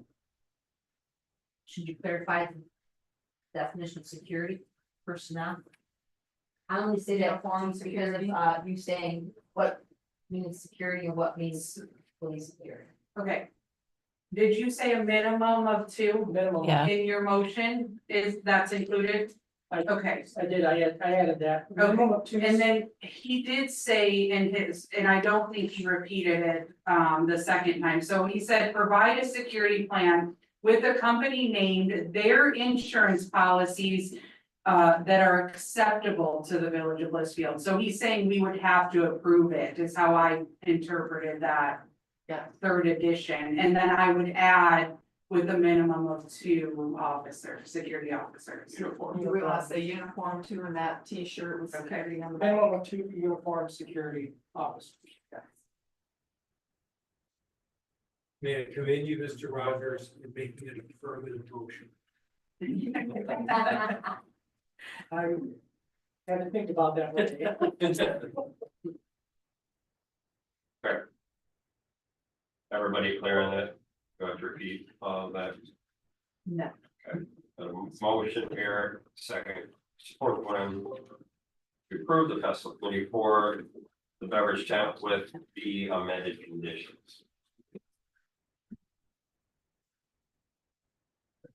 All right, we're good. You good? Yes, we just were clarifying over here. Further discussion. Just as a note, his letter does not match the motion. As far as last call and operating for the time. And the letter that we have here is dated 2021. So it's a cut and paste letter, which is fine, but it's 2021. Sent all the one. Yeah, so the motion is to operate then, so until midnight with last call 11:30 in here, It says 11. and it says 11 a.m., which. Well, I 11 know- a.m. with the last call being 10:30. Yes, They met. right, We I mean, know what they meant, that one I yeah. was gonna overlook. Do we want? I can amend the No, time. No, we're done. I think we're good. No. Anything further? I guess I would just, change it off, but again, if we gotta see both sides, if we're talking about the committee giving back to the community, back to the village, reinvesting back in the park as they did in the past. If you're talking about no carnival, if you're talking about no beverage tent, if you're talking about less and less of the festival, that makes it challenging to actually make a profit to roll over to the next year or to reinvest in the park or things like that, help pay for this sort of stuff. So again, it's a balancing act. It's not easy. But again, I guess that's my 2 cents. I agree, but again, nobody's here representing. Yeah, I agree with you on that one. To ask questions. There could have been a lot clarified tonight. If somebody is here representing them, or we could say, so, what about this? I mean, it's a big event, someone should be here. I'm very just. And I think we've been clear on that too. Anything further? Please call roll. Tim, No. Ken, No. Sherry, I'm gonna say no. Phil, No. Gwen, Nope. Eric, No, Mike, Yes, that motion is defeated. All right, number 10. Approve the back annual River Race Festival. So this is a new request, well, I'm gonna say it's new, I think at some point they may have. Had something similar to this, but they're looking to bring, Goobers Party Animals. Which I love the name, by the way, I think it's so fun. And the Goobers Party Animals has provided a list of all of their animals. They will not be bringing all of them, but until the event, and they know the health of the animals, breeding, feeding, whatever schedule they have, they won't know the specifics, so they just listed them all for you guys. But they did provide insurance that's attached. We would recommend that if you guys approve this, that we just put the condition that the animals stay within their designated area. And what we mean by that, we don't want somebody, regardless if it's the person operating or running, controlling the animals, we don't want them just walking around the whole park with the animal and not keeping them in that designated area. But if you have questions, I'll try to answer them if I can, otherwise I'll have to probably follow up with them, but hopefully the information's in there for you guys. So this is the same kind of issue as previously discussed. Again, we've had a instance in the past where animals potentially got out or did this, and chief concerned the police chief. And again, they didn't reach out to you, they didn't reach out to us, they didn't reach out to Danielle in anything other than a letter. There's literally no map, no fence, you know, I don't even know if it's fenced off, like what. Yeah, I don't know where this area is either. I did get this request, it was Wednesday. Wednesday, yeah. And again, it's brand new, so they did call and they're like, hey, and I think you're right, Mike, they did this years and years ago, but they're like, what do we do for this new request? And I did, under our ordinance, these animals are not permitted, so it's coming to you guys for consideration to just grant them temporary, and that's part of our condition. They're going to have to designate an area with where those animals would stay. Didn't they have it 1 year over in the small pavilion kind of back in the corner? I swear that there was animals, but I also feel like someone was walking around with a Yes. large tank as well. Which Get a python in. was a Yes. problem, and that's why we specifically I remember that, want because I the don't like snakes. condition that it stays within the designated area because of the exact. I don't have problems with animals that they say right where, you know. I don't want them wandering around. Nice name. You know what, nice stuff.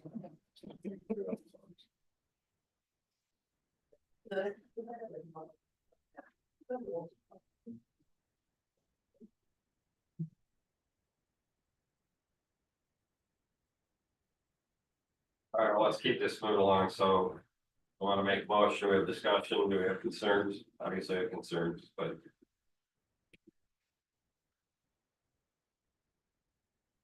It is very unfortunate that we don't have some communication, we don't have. Here. I understand council's frustration. I move to approve a temporary exemption to the village ordinance prohibiting exotic animals, specifically for the River Raisin Festival effective from July 10 through July 12, 2025, to allow Goobers Party Animals to present their educational exhibits in coordination with festival activities, with the condition that the animals remain in the designated area. I'll support it. Motion and second, Tim, to approve a temporary exemption to the village ordinance prohibiting exotic animals, specifically for the River Raisin Festival effective from July 10th through July 12th, 2025, to allow Goobers Party Animal to present their educational exhibit in coordination with festival activities, with the condition that the animals remain in the designated area. Discussion.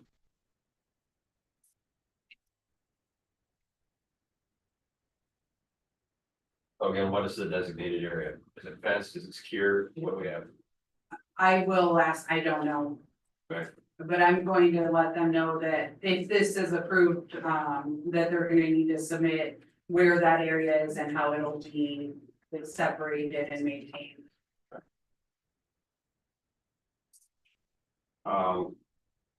Again, double-edged sword, what's for the greater good, we do this stuff, the library does it as well. I think they've had some animals come in and things like that, but it is a learning experience, does help benefit the community. That said, the communication is ridiculous. Again, chief, 100% understand your concerns. We don't need animals flying around or, running around, et cetera. We don't, you were concerned about if you had to take one out, if it did get loose, you wouldn't be concerned about it. Yeah, these are all questions. That could happen. These are all potential possibilities. But these are issues that we could have worked out. 100%, and that's what's unacceptable. I agree. And my position is to work these issues out. My position is to bring as much to the festival as we can, food safety. That's my job. Okay. I represent you guys, represent the public, safety, and that's the concern. That there's been zero discussion to address the concerns that I've had from the past experiences with this festival. The last 11 festivals I've done. Yeah, these issues that cause me concern, but have been addressed quite easily, I think. Absolutely. My only other point, I don't like tapes. I don't have anything, I would request that those animals not contribute. I don't think that's acceptable to me, but other than that. Again, as long as they do it safely, I have a problem with it. What are you talking about? I didn't hear what you said. There's taped. Taped alligator mouth taped and it's working. You understand the rationale why it's taped. I don't want to see an animal's mouth taped. Where do you see that? It's where they can- That's under large reptiles. Showing where the alligator not taped. We have to take their I think they said that. I actually don't know how that got in there. I'm gonna have to go back and look at their, And I don't know what the regulations are in requests. regards to the public display of these types of animals. That may very well be some sort of requirement, I don't know. And that may be why that's. Certainly, competing for investors. I was just gonna say, I'm sure Correct. Peter would be happy.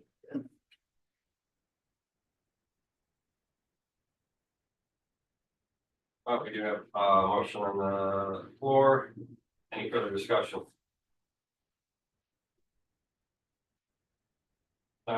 Please call roll. Bill, Only because of lack of communication, I'm gonna say no. Eric, No, Gwen, No. Sherry. Tim, Yes. Ken, Yes. Mike, Yes. Motion fails. On to number 11, they have possibility to potentially apply for consumer's tree grant application. We've done this before. And provides grant funding up to $3,000 for street boulevard trees. We would just need to approve that as. I would, excuse me, I would move to approve the resolution authorizing the grant submission to Consumers Energy for their street and boulevard tree grant program for 15 trees totaling $3,000. I'll support. Danielle, I'd be glad to assist if this motion does go through. thank you, I appreciate the help with the pictures last time. We had the best map too, for the record. It's very proud of that map. I have a motion one, second Sherry to approve the resolution authorizing the grant submission to Consumers Energy for the Street Boulevard Tree Grant Program for 15 trees totaling 3,000. Any further discussion? do we get to pick the trees? Or does someone in the, We're limited to specific trees that they will fund. I don't have that list in front of me. I think it's on the application, so we'll have to identify which of those trees. we would choose from that list? Right, Correct. provide. Yes.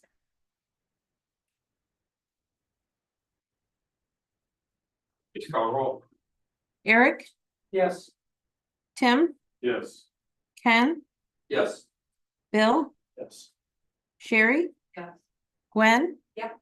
Mike, Yes. Carries.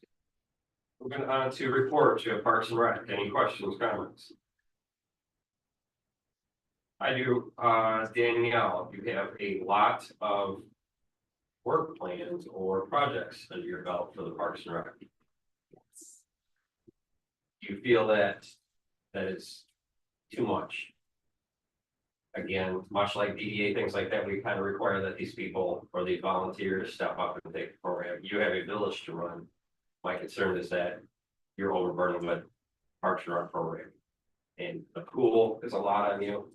These programs, again, we need people to step up or they don't happen. And again, it's hard for me to sit back and look at you, list as doing 3, 4, 5 programs and being in charge of that. That to me, again, I would much rather your time be focused on just a little bit more well-rounded things for the village. I guess that's my question. I do have my name on a lot of things if you look at that. However, not all of those things I am running. So I report to the board on those, which is why my name is next to them, but I'm not necessarily doing all of that work. So swim lessons, the only thing I do is open registration. It takes me under Sports Connect probably 15 minutes. And then I do print a list of those registrations. We're talking maybe 15 minutes. Otherwise, Pam Harps volunteers to run that program. She trains the guards who also teach. She does 2 trainings a year that she fully runs. Her and the guards that teach, they do all of the actual work. So while my name's listed, it's really not anything for me. Right. And then the aquatic center, kind of overall specifically, my name is next to that. I report. I do a lot of work pre-opening. Once we're open and the managers start, I really am minimal. It's if they need help with things. So if there's a resident that has a concern or a frustration with an employee that the managers can address, then I would get involved. That happens, last year it didn't happen at all. Hopefully we have another really good year, but the managers out there, Brian does all of the scheduling. So again, pre-season, there's a lot of things that I do with the DPW. It's not just me, to get the pool open and ready. And I say DPW Nora that helps with samples, a lot of things that the guards and or managers can't do, a lot of the supply ordering, stuff like that. But at this point, it's until the end of season, just checking in to make sure they have what they need. And then Not too much. yeah, it does, it looks a lot worse, and I can talk about any of the other specific ones, like the Earth Day, I printed cards, we passed them out here at the office, so they're not high labor intensive things that I'm spending a ton of time doing. And I can concur exactly with what Danielle is alluding to, the splash and float. Again, she's reporting on that. You'll see on the, I know her name is there by the Blissfield on tap. She is the person that represents and simply reports for that information as well. What else was it? And the picnic in the park, something that Danielle is reporting to, and then the s'mores in the park, the same thing. So those are just very minimal activities that she's reporting on. Any else questions, Parks and Rec? I will say that, we do have the full board, and, this past Tuesday, everyone was there, Mr. Quinton, Pam Harps, as well as, Jennifer Lamley.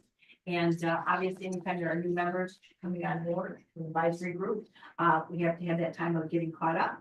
And, they were very, interested in all the things that we've got going on. One of the things, you had, Ken, in your questions today, yes, was about the erosion and was getting our new members up to speed on what was going on with the river raising erosion, that we are not the lead on it, but we did have concerns on it, and then obviously the council is taking it. You're welcome. And that's what happens. Anyone else, Parks and Rec? Building and planning. Water treatment.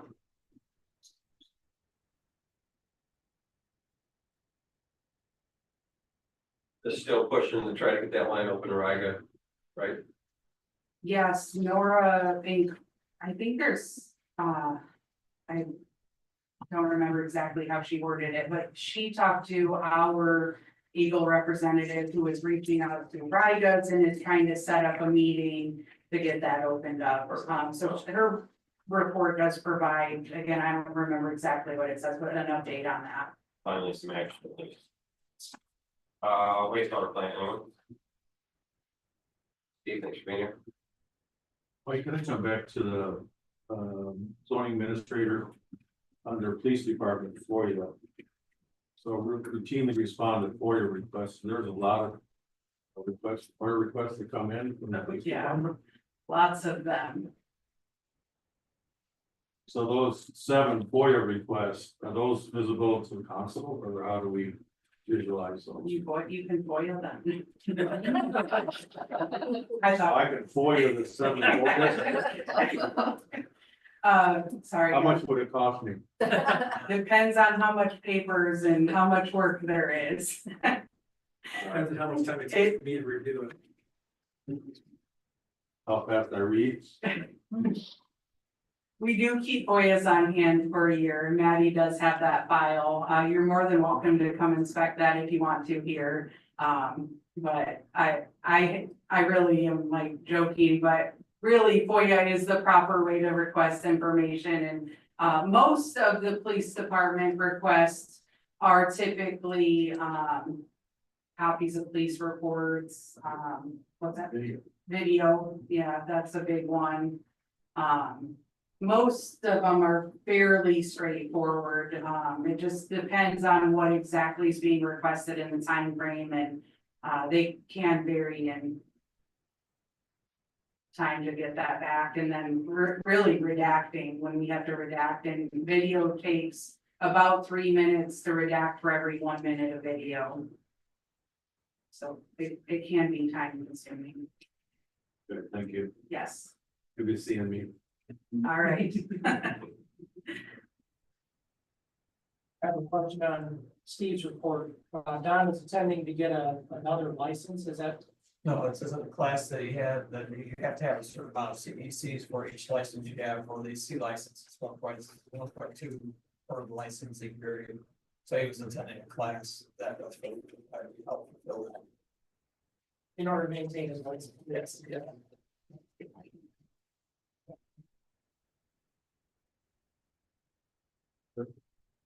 All right, anyone else? All right, we'll move on to discussion. Anything anyone wants to add? You, and unfortunately, a couple of mine are old material, my apology. Danielle, stuff removal, I know Brent was looking into that, there on the 223 by the pedestrian bridge, there was still stuff there, we can check, I thought, but and that on that, didn't know if that had the opportunity to be checked into. I do think you checked into that, but I apologize, I don't that's recall. right. I'll have to follow up on that. Okay, that's fine. Next one is water meter status, how are we doing with our numbers now? I'm catching off guard on this, I didn't think I had. No, you're okay. I don't know the exact number. I can tell you, we've made quite a bit of progress. DPW has been installing the final, they did stop last week, just, we were shorthanded and trying to catch up on some other things. But I know Jason's got a couple that he was gonna try to get to since it's supposed to rain this Are we week. talking less than a dozen? I would say roughly, we're probably right around there. Okay. Thank you. The water engineer, last time when we were together, kind of off to the cuff, regarding an engineer, we maybe taking a look at some different sources of water for our village. Would we be having some future discussion about that? Thoughts? Yes, I actually have been talking to the engineers, and they're working on a proposal and what the cost would be for that. And at that time, I'll have quite a bit more information for you guys too. So just from that, you got the level in that. Yes. Gotcha. Okay, thank you. I'm going to ask that for Blissfield schools regarding the tennis court over there. We're gonna wait till school is out to have that further discussion.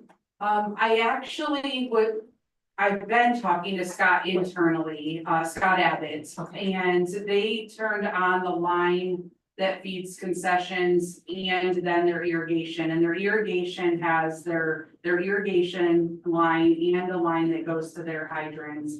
And hydrants, I mean the, hand pump ones that are out there. So we did under the new meter, Scott turned on that hydrant line to see what it was leaking or if it was leaking. And when he turned that on, it was running 120 gallons an hour. He turned it on for a 4-hour period and it was consistently that, and then shut it off so that we could see it.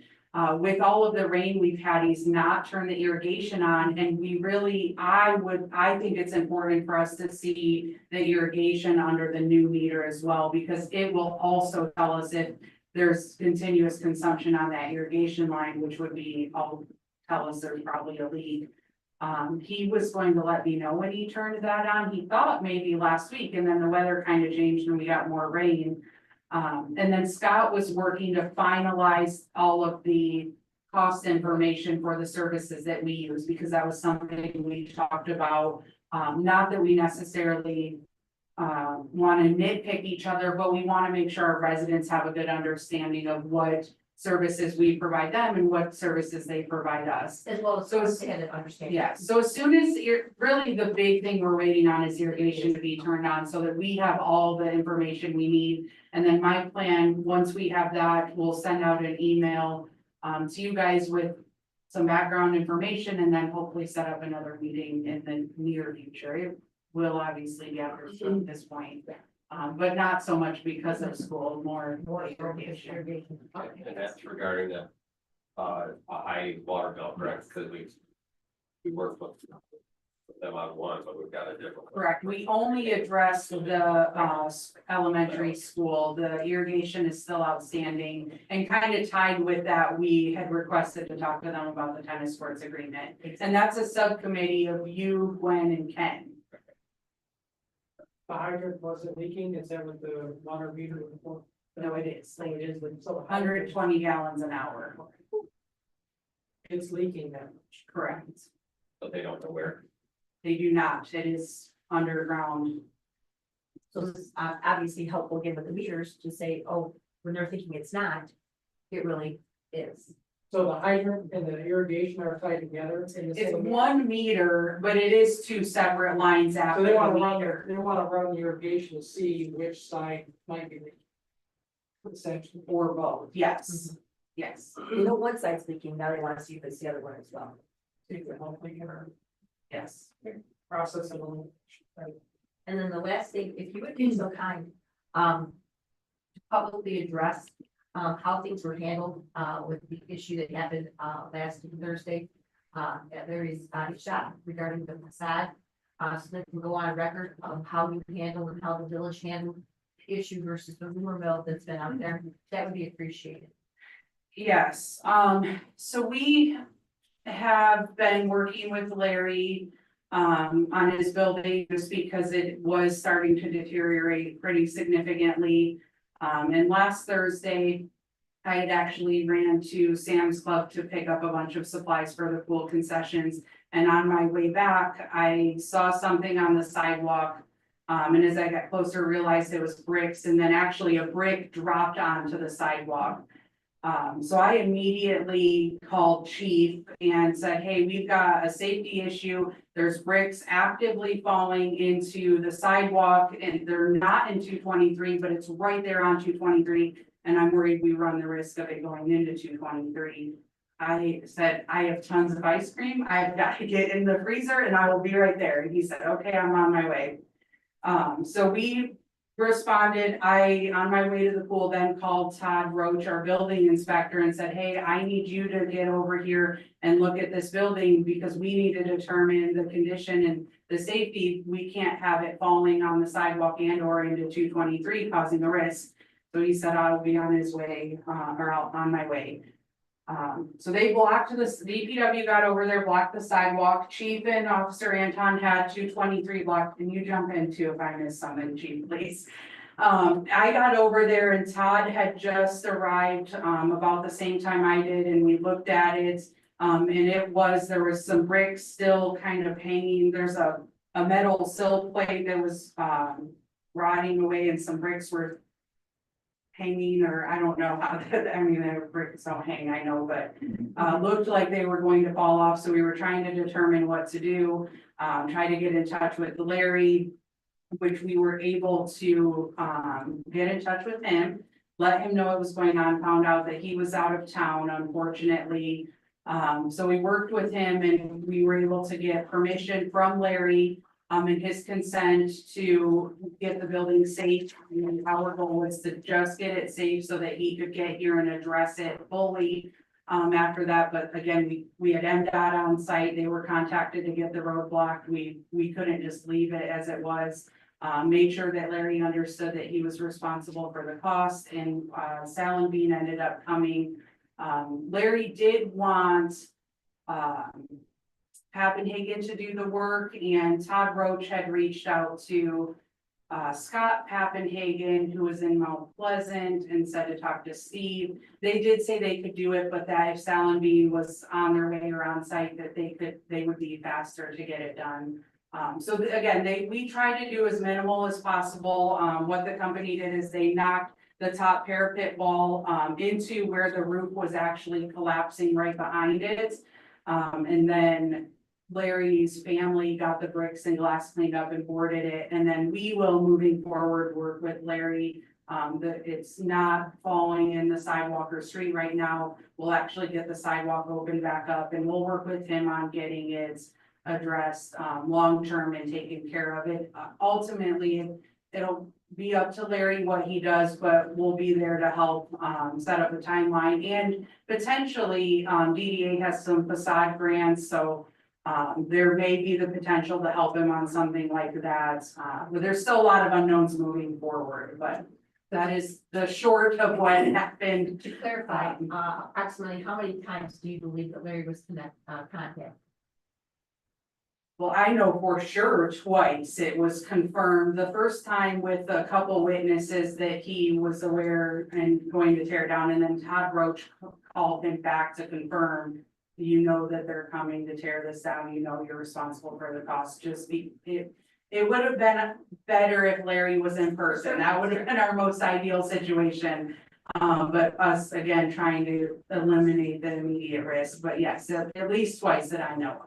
And he'd also been, for lack of better words, on notice regarding the structure of his building. Yes, he had been.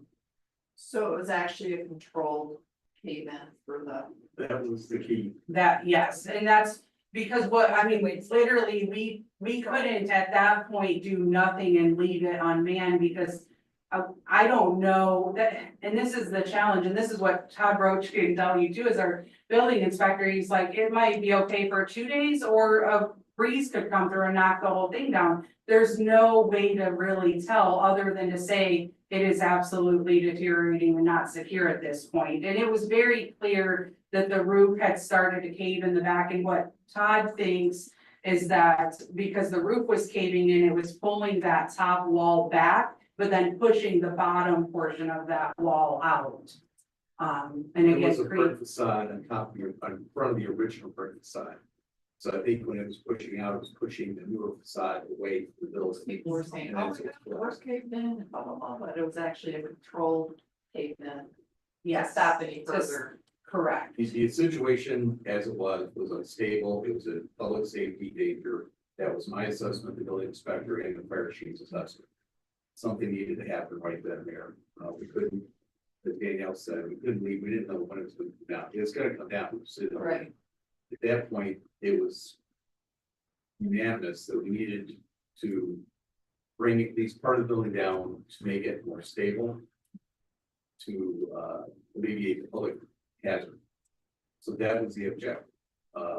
Dallas was out there. He got Larry on the phone, explained the situation, Larry. To his credit, Larry was completely cooperative.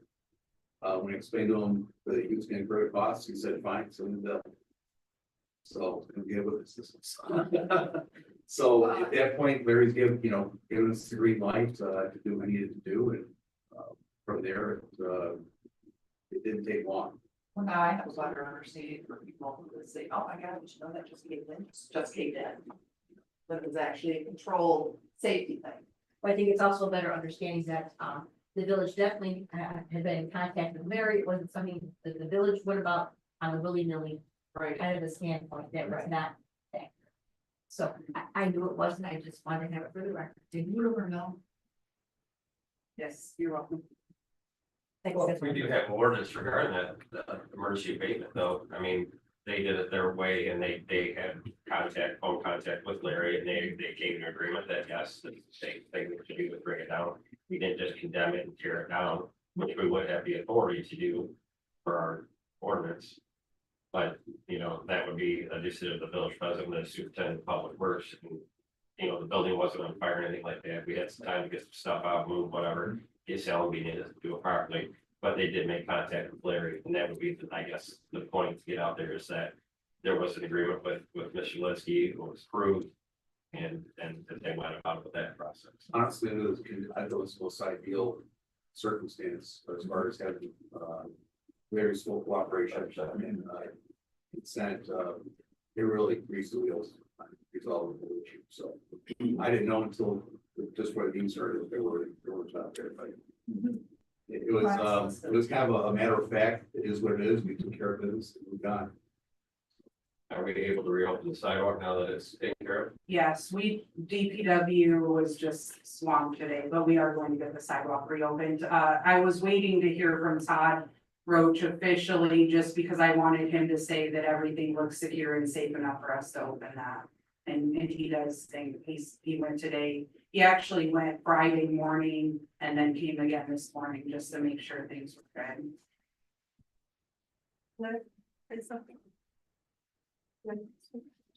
Please do. Go ahead.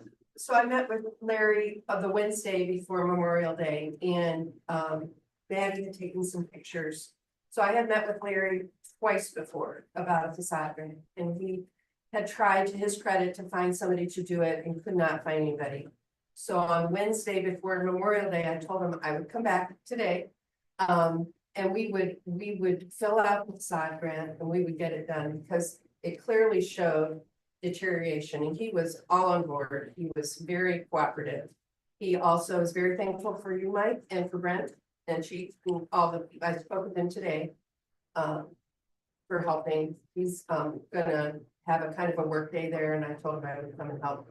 It's pretty disastrous looking. There's a lot of stuff in there, but I mean, he knows it was the worst case scenario. So I don't know where the rumors are coming from either. I mean, I think he would have wished he was here and he could have waited a day. But so I think he was prepared. He knew that the building was in disrepair. I think that helped a lot too. Yeah, and Salem being totally unseen, approximately what it was gonna cost, and I actually thought it'd be a heck of a lot more than what it was totally unseen. I don't think that he realized that the roof was caving in as much as it was. Because it was, had a false ceiling. So I don't think he realized that how unstable it was. All said and done, it's definitely sad to see a contributing structure come down like that, but the process was followed and there was communication, so 100%. So he's deciding whether or not to just take the whole front off. And or possibly rebuild, but I think he's leaning to take the whole front off. This is right. That's right. Thanks, but questions? Anybody else? Mike, have we ever talked about cats at large in the village? About what? Cats Cats. at large. Oh, yeah. There's been, I mean, we require dog permits, they gotta be tethered, but cats just roam free. yeah, and we've Everybody's smiling. So we have what can you do? specific instances of people that just can't seem to get the problem solved, and if there's. I'm not calling PD about it, I'm just asking. No, it should be addressed, absolutely, you got every right to, because, other people have, and they know it's an ugly situation, I know, but. It, again, we gotta follow the rules. We can move on from it, I got the answer.